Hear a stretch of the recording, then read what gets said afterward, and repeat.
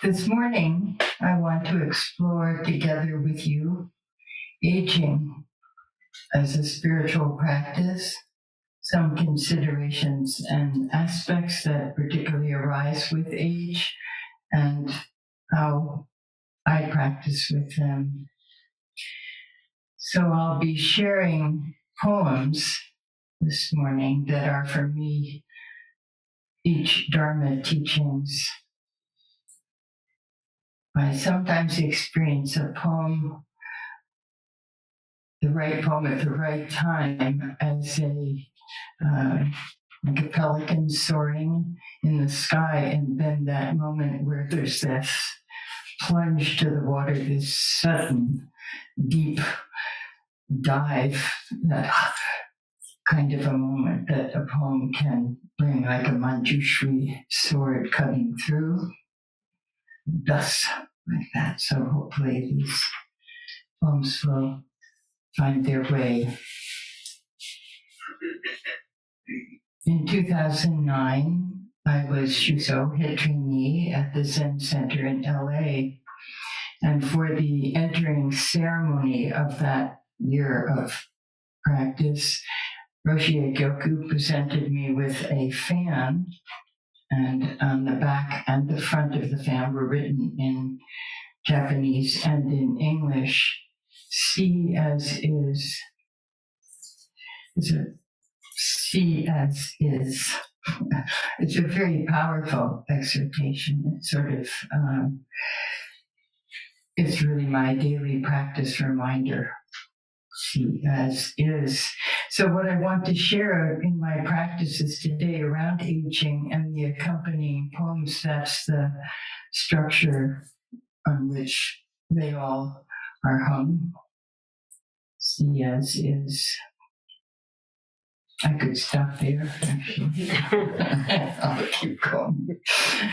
I want to say just a few things about age. The topic is gargantuan. There are a quadrillion books written from every point of view. I'm not going to be doing that today, but I do want to say, to set the context, that we each experience aging very differently depending on so many factors. Our genetic makeup and legacy, our mental conditions, our physical conditions and challenges, our socioeconomic condition, racial and cultural factors, availability of support in various communities, or non-availability. So those are all impacts on how we age. That said, we all know that we're going to get old and that we will eventually die. We chant it. We talk about impermanence as a central aspect of our practice and our knowing. And I think at the beginning, it's more we know it, but we don't necessarily know it. We will be dying, but it's way down there, not here. And eventually, with passing years, with passing life, with losses of dearly beloved ones, irreplaceable ones, maybe the end of certain dreams, either by realization of them already or by the non-ability for them to be realized, changes in our physical capacities and conditions, it all helps us to get more aware of this great matter. Buddhist teacher Lou Richmond speaks of, I was very interested in his choice here, and it's interesting for me to think of.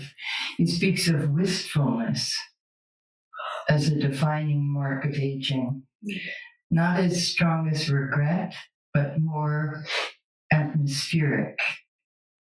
The sense and awareness of time passing, future possibilities possibly narrowing. And he calls this the flavor of aging. It's interesting. Good.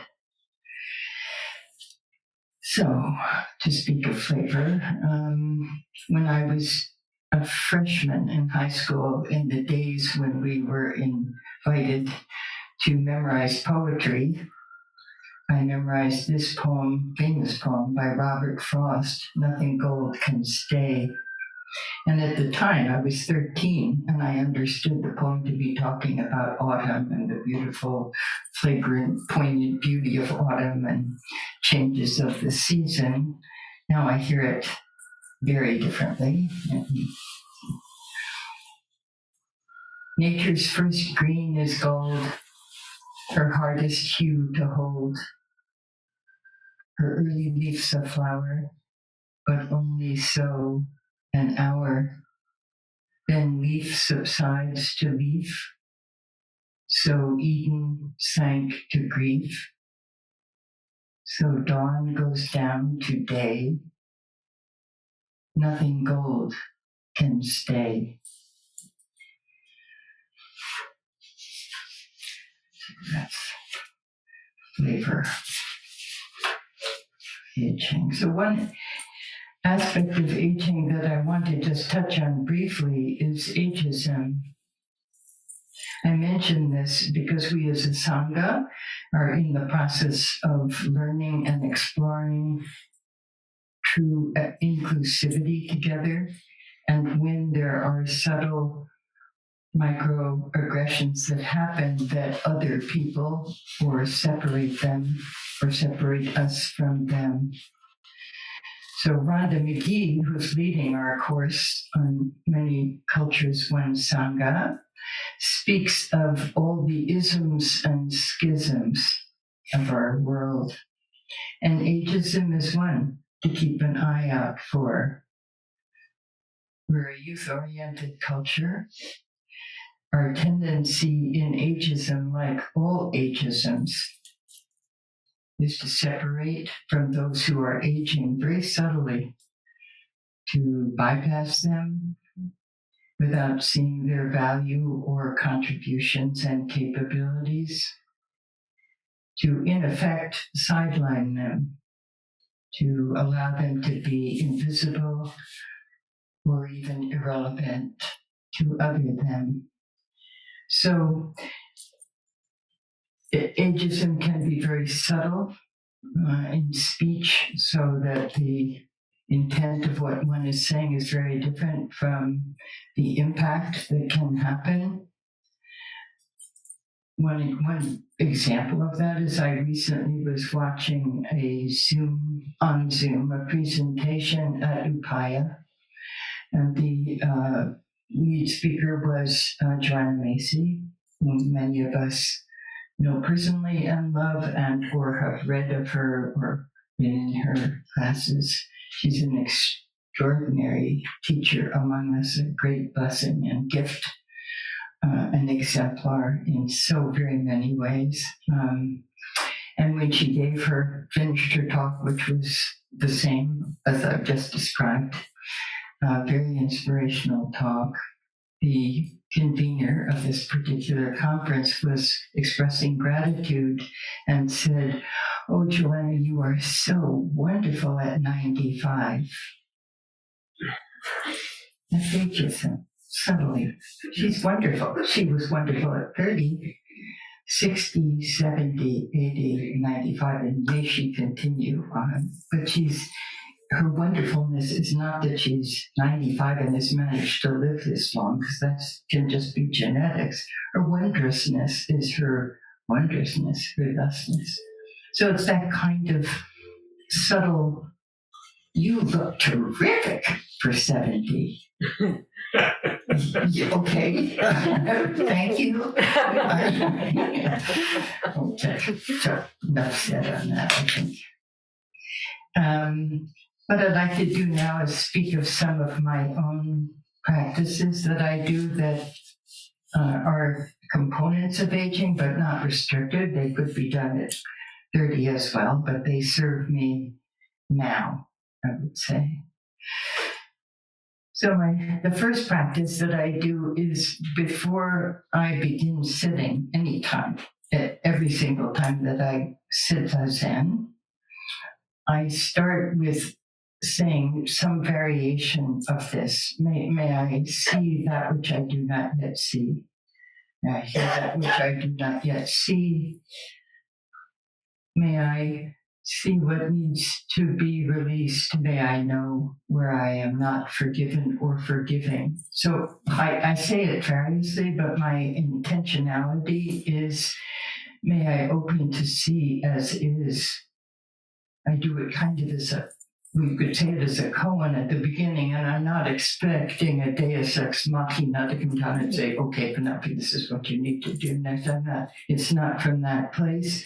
It is from a place of, may I open? May I just open? And then respond. So, a second practice, and very central in my life, and it has been for over 40 years now, is writing poetry as practice. So I read poetry every day and I write poetry every day. And sometimes I'm writing then after I write the poem to polish it, to craft it, to maybe send it out somewhere or another. But I'm speaking of writing poetry as practice so that I'm hopefully ego-free. I don't have an agenda, and I can allow the poem to find its way and say what is to be said, to bring forth what's to be brought forth. And very often from that place, I receive things I need to hear. It feeds me to do that. There's a mystery and a grace in this process that I don't understand, don't actually need to. I'm just grateful that that is so. So I'm going to read a poem that I wrote many years ago. Not my best poem. It's not about quality of poetry here. I'm speaking of gift given to me in the writing of this poem, which was written during my daughter's senior year of high school. She was in college applications and so on and so forth. I printed this one too small, so I'm with my glasses. The end of the time of mothering. She knows when her work is done, the end of the time of mothering. She sniffs them each once more, then shakes her coat and moves off without a backward glance. The mother bear watches her cubs grow large, muscles elaborating beneath their fur, their gyroscopes internal now, no longer referenced to her. It's a habit, this watching, eyes everywhere, correcting, saving the best morsels, every moment connecting, encircling. I watch my child readying to leave. No cautionary words I will never speak. I have been rehearsing this moment for years.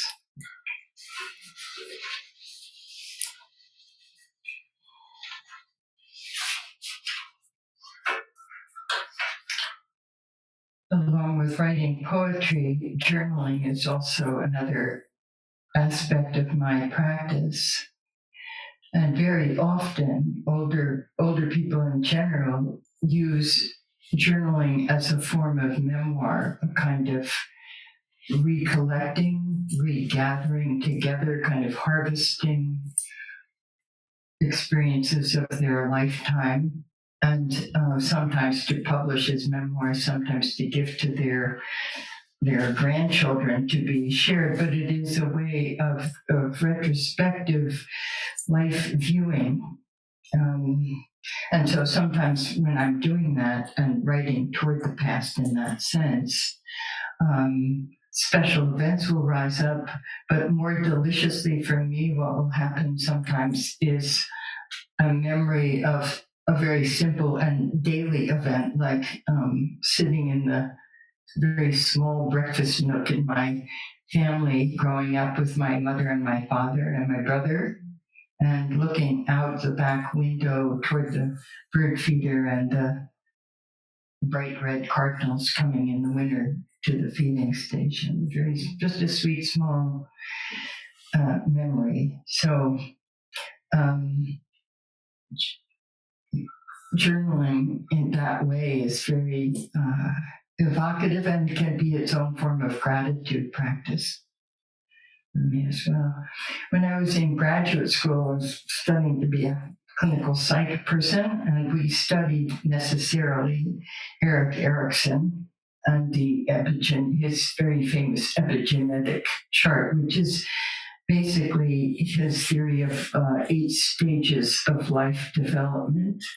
And for each stage, there was a challenge, and then there was also a hopeful outcome or resolution.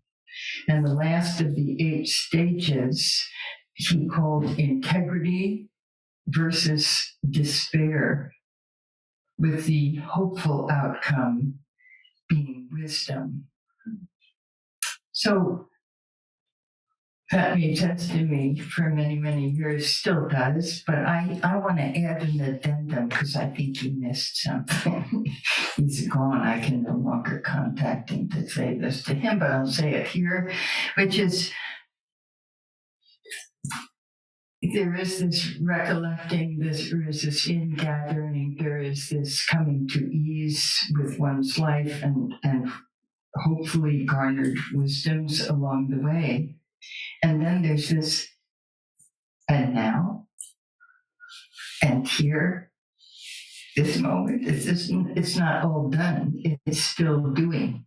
Life is still doing until it isn't for me. So there's a wonderful haiku that I found by Isa, who accesses this. She says, "This world of dew is, yes, a world of dew, and yet," isn't that lovely?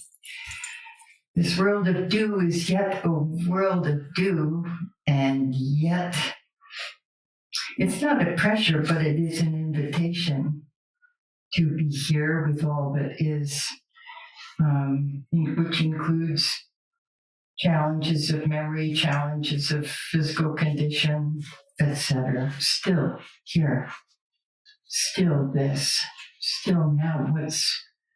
What's here? What's possible?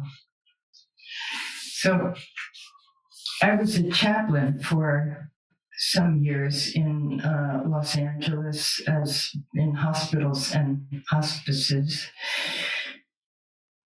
And when I traced back the strands that brought me to becoming a chaplain, there's so many to name, but I want to say a few because I think it's, in a way, seeking sense, interesting for me to say. I come from a medical family. That's one strand. The second strand is that my most beloved Bhakti, my grandfather, when he was dying and in the hospital, was calling my name. He kept calling for me to come. And in those days, children were not allowed in hospitals. And certainly death was something, you had children go outside and play in the yard. You didn't go to funerals, and it wasn't very much talked about, at least in my background.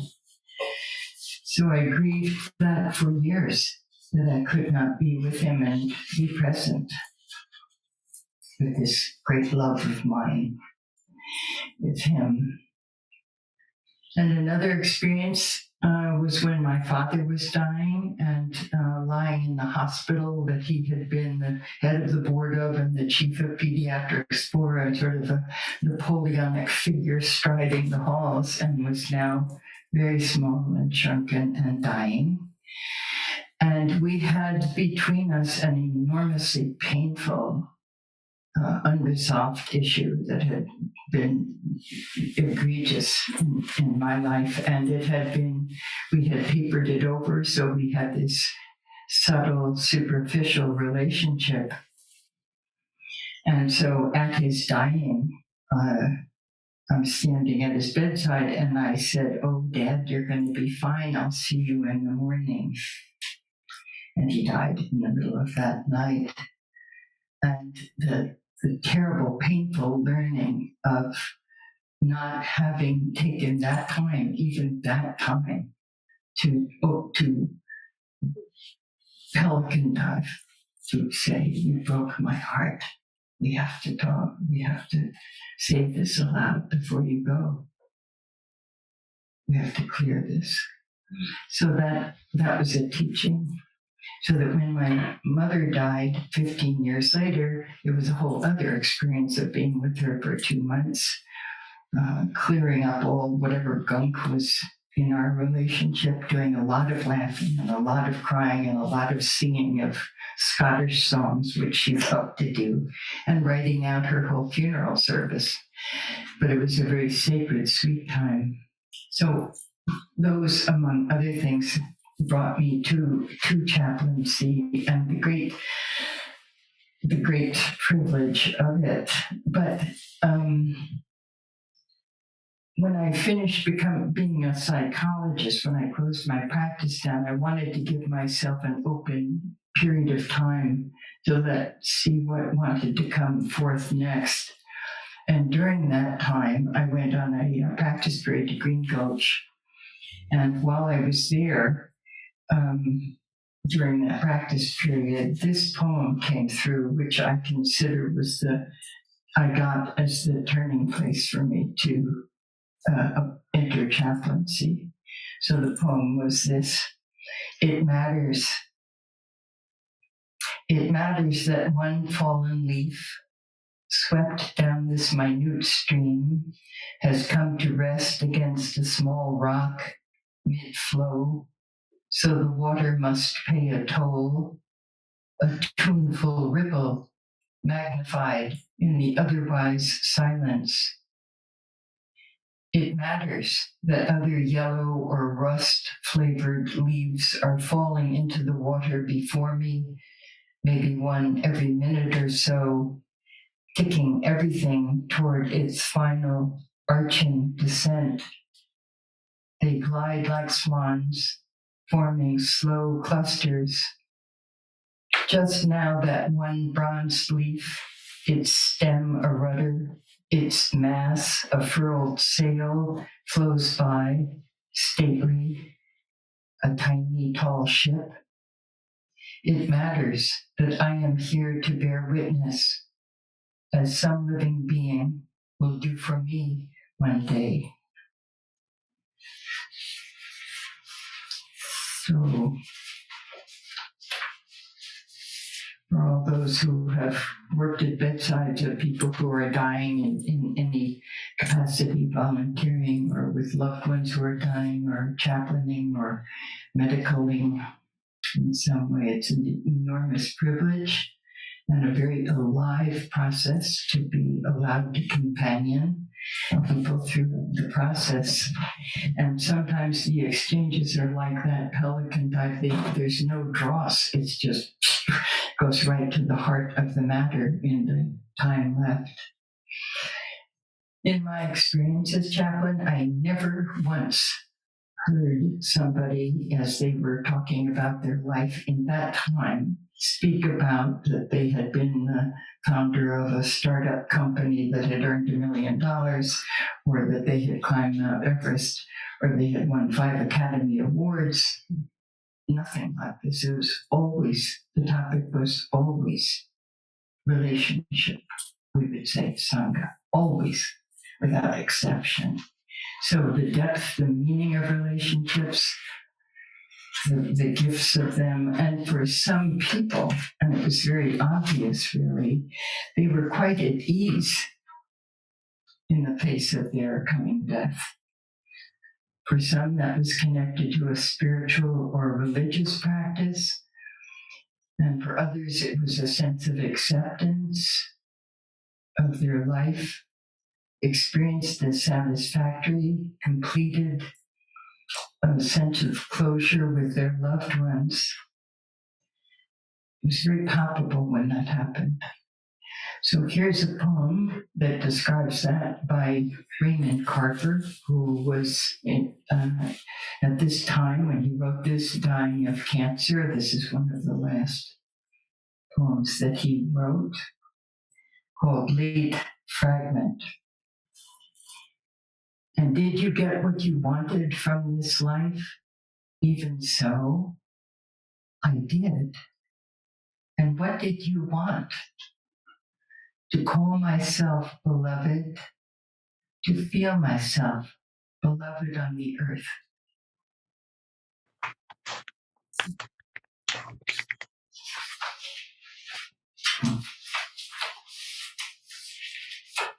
And this other one, which will be familiar to you, from T.S. Eliot, from the Four Quartets, Little Gidding. This is just part because it's long.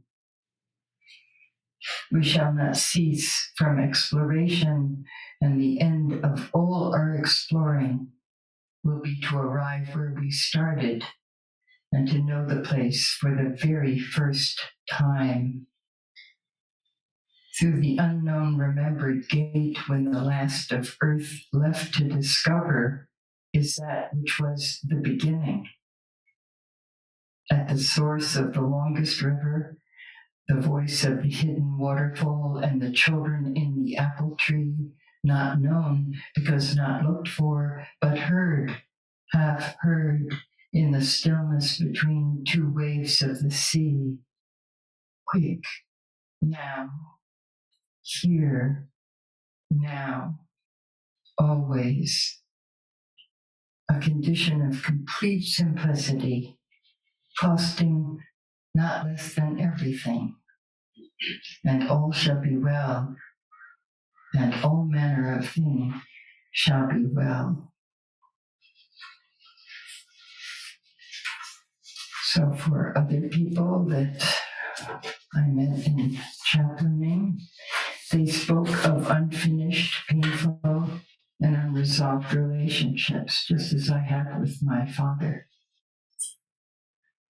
Or a failure on your part to be vulnerable, or to take risk in a relationship, or to atone for wounds that they knew they had given, or to forgive wounds that they had received from others. So there was in a state of, you could say, dis-ease. So part of the companioning of being with them was, as well as possible, to support them, to open into these concerns, to see them, to feel them clearly, and in some cases, to be able to make reconciliation directly, maybe making a phone call 40 years later to someone and working through in that phone call, just plummeting to the depth and accessing and working through the issue. In other cases where that kind of connection wouldn't be possible, for working it, being with it, seeing it clearly, whatever the issue was, finding some way to atone and come to closure, come to ease. So sometimes a part of that process was a learning or opening to self-forgiving, which is important.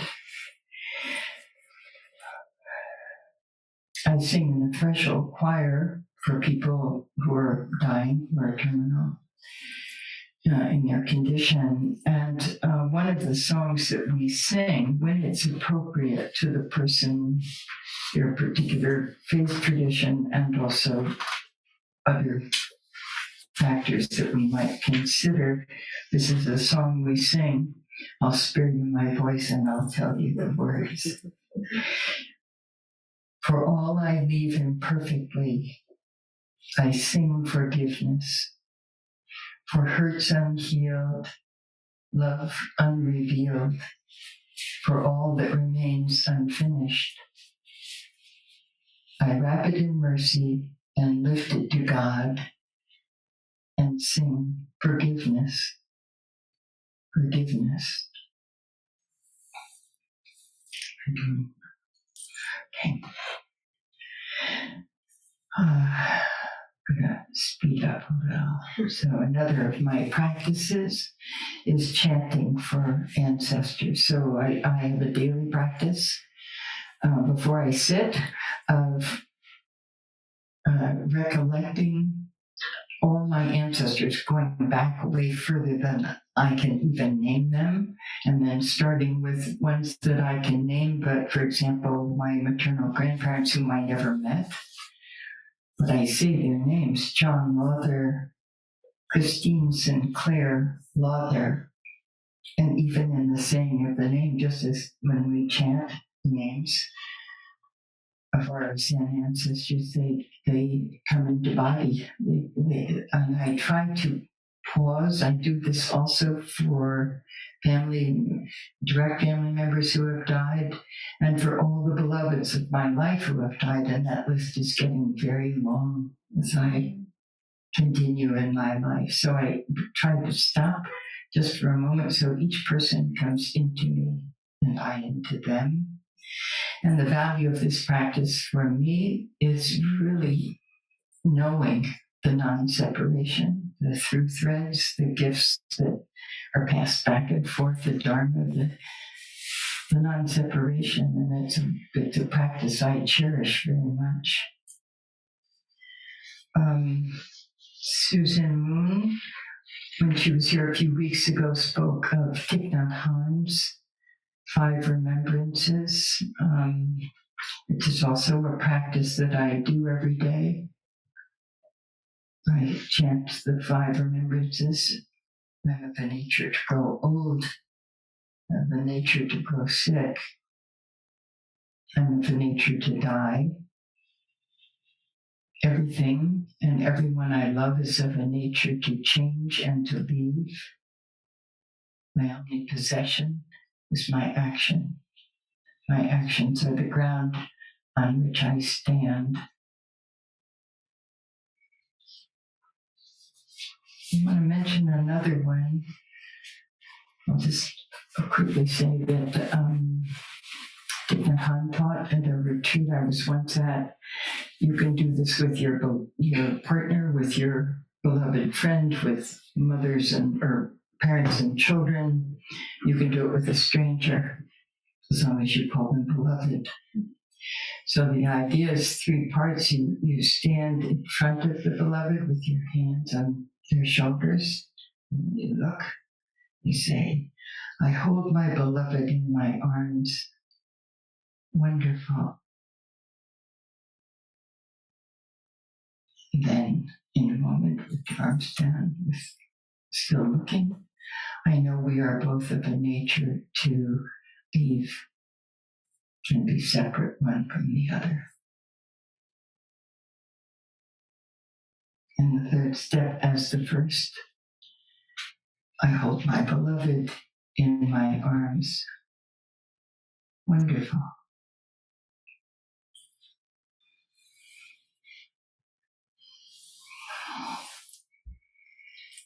So, for the sake of time, I'm just going to talk about the practice of curiosity and carrying myself lightly and practicing carrying myself lightly and laughter and chagrin, fun chagrin at the 10th time that I've lost my keys in 2 days, and all these things that happen, my aches, my pains, my vows, my challenges with all that. To be able to play and be irreverent is very important to me, and to keep humor, curiosity, not knowing enlivened. So here's Lewis Carroll from Alice in Wonderland. I'll just do a few verses here. You are old, Father William, the young man said, and your hair has become very white. Yet you incessantly stand on your head. Do you think at your age this is right? In my youth, Father William replied to his son, I feared it might injure the brain. But now that I'm perfectly sure I have none, why I do it again and again. You are old, said the youth, and your jaws are too weak for anything tougher than suet. Yet you finished the goose with the bones and the beak. Pray, how did you manage to do it? In my youth, said his father, I took to the law and argued each case with my wife, and the muscular strength it gave to my jaw has lasted the rest of my life. Okay, and the last one, and then I'm going to stop, is, and perhaps most importantly, this practice is that of letting go, of seeing what no longer is, what no longer fits, what may no longer be possible. Suzuki Roshi says, you don't let go of things, they let go of you. Love this. You don't let go of things, they let go of you. This is a very important component of aging process, letting go of roles, letting go of ideas, letting go of shoulds and oughts that have been present. Virginia Woolf says, I don't believe in aging. I believe in forever altering one's aspect to the sun. Isn't that beautiful? Beautiful. Altering one's aspect to the sun. So I can no longer go on. I can't kneel anymore. I've hurt my knees. So unless we learn to raise the bells, that's gone. And I love to do the bells. I love it. I love bowing. Today I did 3. There are days when not possible at all, and I have to calculate it. But I love to bow. I love this practice. So seeing what is, what's possible, and accommodating, letting go, and accommodating and seeing what's still valent. I'm a cross-country skier for a quadrillion years. I used to do backcountry cross-skiing. Now what I do is I still can cross-country ski in tracks that are pre-made for me on flat ground. That's how I cross-country ski, but I still get to be in the woods. I still get to smell the pines and hear the birds and the great silence. That's as it is, seeing as it is. I'm going to end with this extraordinary poem by Stanley Kunitz, who wrote this poem at age 100. He died at age 101. The layers. I have walked through many lives, some of them my own, and I am not who I was, though some principle of being abides, from which I struggle not to stray. When I look behind, as I am compelled to look, before I can gather strength to proceed on my journey, I see the milestones dwindling toward the horizon and the slow fires trailing from the abandoned campsites, over which scavenger angels wheel on heavy wings.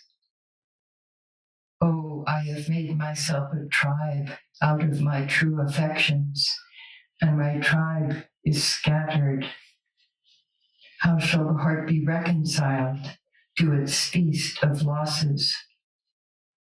In a rising wind, the manic dust of my friends, those who fell along the way, bitterly stings my face. Yet I turn, exulting somewhat, with my will intact to go wherever I need to go, and every stone on the road precious to me. In my darkest night, when the moon was covered and I roamed through wreckage, a nimbus-clouded voice directed me, live in the layers, not on the litter. Though I lack the art to decipher it, no doubt the next chapter in my book of transformations is already written. I am not done with my changes.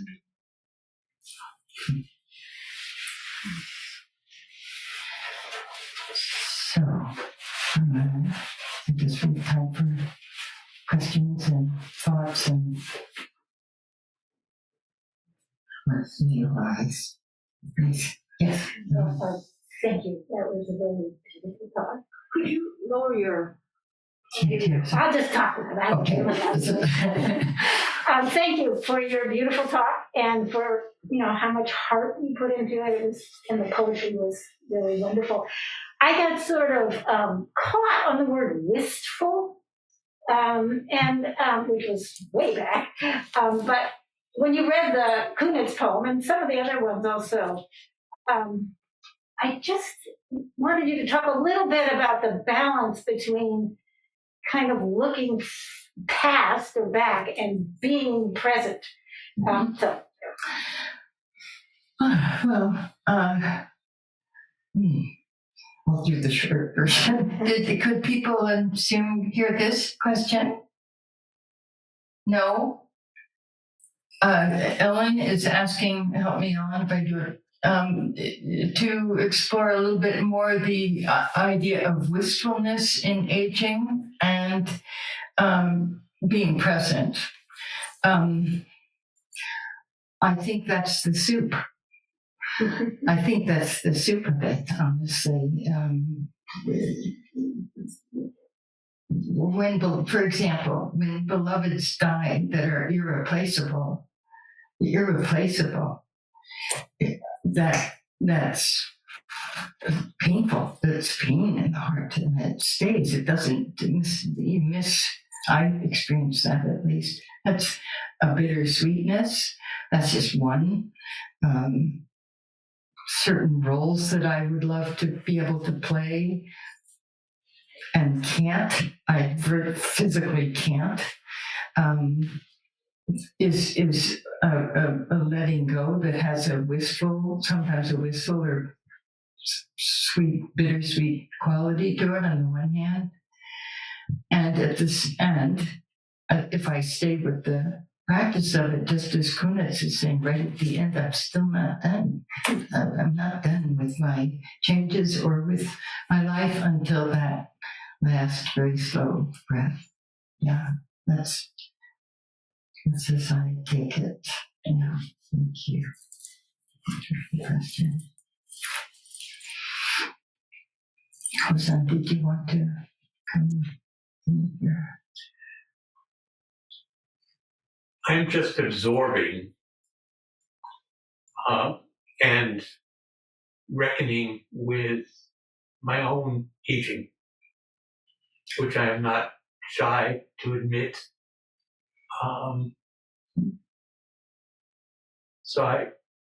This gives me lots of angles from which to look at it. And, I have lots of questions, but I don't think I have any particular question at the moment, but I'm really grateful. And I think gratitude is if we're lucky, gratitude is part of the, also a very main flavor of the soup. Yes. Thank you. Judy, is that Judy? Yeah. Thank you. I was wondering if you could do loud, Judy, because you can. Okay, I'll do my best. Actually, maybe I can just come closer to the mic. Yes. Great. That's a great idea. So, first I was just a request. Could you say again that short phrase that you said was at the beginning, that you said that your talk is about that? It was something about what it is or something like this. What was on your fan, I think. Oh, is that what you're saying? See as is. That was the fan. See as is. Right. Almost like a koan. No, like a koan. A koan, yeah. So, and what really stays with me is how you lifted up adaptability of relating to the forms of practice, and then they change. And how to maintain the integrity of, I guess we could say, in terms of this koan. And I'm wondering in that regard, what your understanding is of Zazen, as, if you will, the essence or the heart of our practice, or maybe that's my sense of it. And I'm just wondering how you relate with Zazen from the perspective of forms of practice change, and at the same time, what is this practice? What is Zazen? What's your relationship to that as you, let's say, keep changing?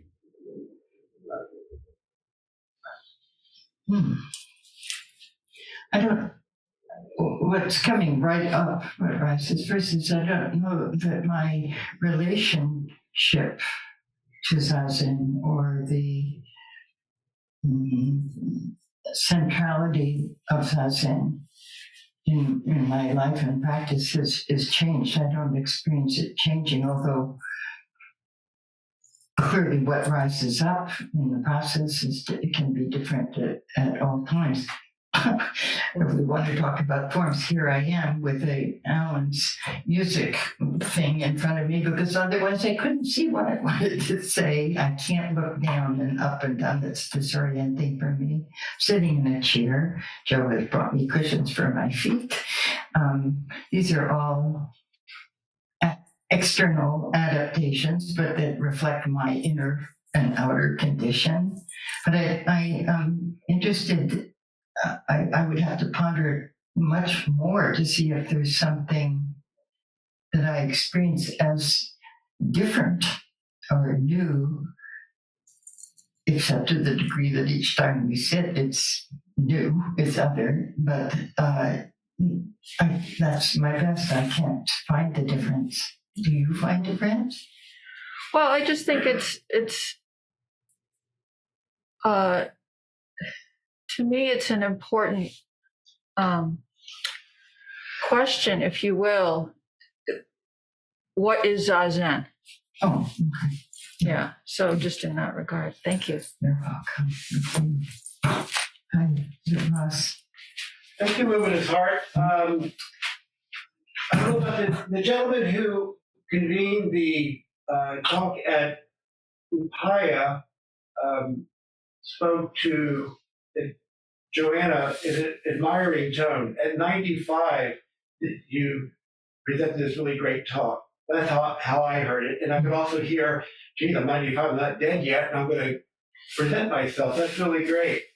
I'm thinking about the reverse, where a parent or an older person would look at a child and think, wow, how precocious, how mature for that age. Or a young entrepreneur has a big business, like, wow, they were a billionaire at 19 or something, and how our view of aging, depending on our perspective and our kind of tender parts, will either be encouraged or diminished. Let's get more of a thought about the two sides of looking at age. My question is, you introduced your last poem, which was extraordinary, by an author who was 100 years old, died at 100, and he lived to be 101. Mm-hmm. But you didn't highlight the ages of the other poets. And I'm just curious about how you're not 100 yet, so you're not ageist, but I was struck by that. And what was the impulse for identifying that person's age? Well, thank you, because you also bring up something else. I don't know if people could hear that, but it's around the issue of ageism. And you can be ageist with young people way easily. I mean, that's a given. You could, both precocity or lagging in development or making judgments you're too young to know or to understand. Those are all actually ageist statements as well. I did not receive this. It was not a man, it was a woman, but the person who was thanking Joanna as it was singling out of the age linked to her wonderfulness. It isn't necessary to know her age in that context. People live to be 95. That's partially genetics and just good luck if they're healthy and are living to 95. It's not a wonder that they are 95 in any other sense. Their wonderfulness is in the quality of their essence and their being, for me. And so with Stanley Kunitz, I was struck by that. At that age, it's quite unusual for somebody to be writing poetry like that. And then that he died the next year was revealing for me. I don't think of it though as he was wonderful at 100. I think he was a wonderful poet all the way through. So there's a subtle difference for me. Maybe it's just the difference in intent and impact. I don't know. Yeah. Thank you. Yes, you're welcome. I know we're getting close, and I didn't look over here at the Zoom, so I can't see if there are hands. There's a question from Barbara Joan. Okay. There's a question from Barbara Joan online. Okay, please. Thank you. You're welcome. Thank you. I wanted to, can you hear me? Can you hear me? Yes, I can. Great. And I am grateful for having heard you. I wanted to offer that what I received from what you did was your reverence for your own practice and what a gift that is to me. And thank you. Sweet. You're done.